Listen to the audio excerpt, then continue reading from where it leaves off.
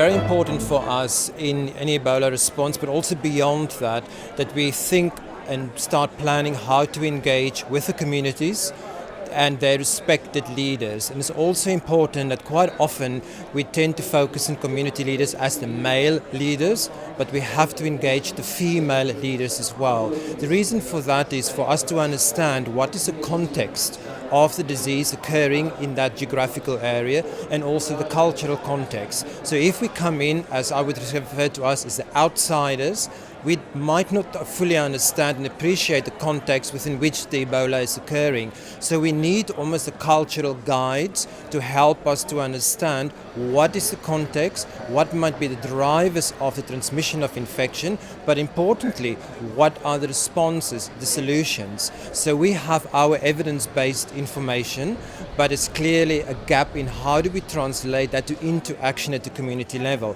And what we need to do is to find a way by working with communities and their leaders to say this is a protocol we have, but what elements of that might need adjustment to make sure it's in line with the culture, like a cultural congruency, but by keeping safety. So we're not saying minimize safety standards, but we're saying making slight adjustments that the community can understand it, so we preserve important cultural concepts while reducing the risky practices. And that's one of the reasons we really need to engage with the community from a very, very early stage, not as an add-on, but the moment we enter, identify those leaders. There are some very simple questions we can ask in a community context to identify who should we speak to. For example, the questions might include, in your area, when there was a problem before, who resolved it?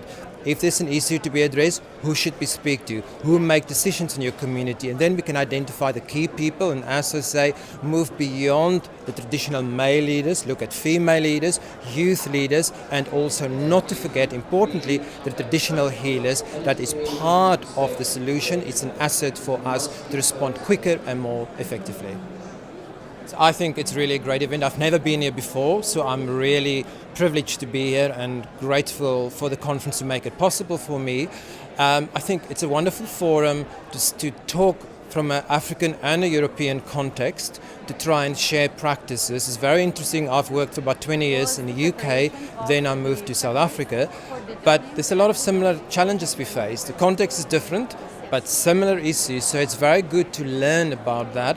But I think where we need to go next, and this is applicable not only to ICPIC but also to our infection control Africa networks in South Africa and infection control conferences globally, is we keep referring to the need to engage with the community, but then we move on.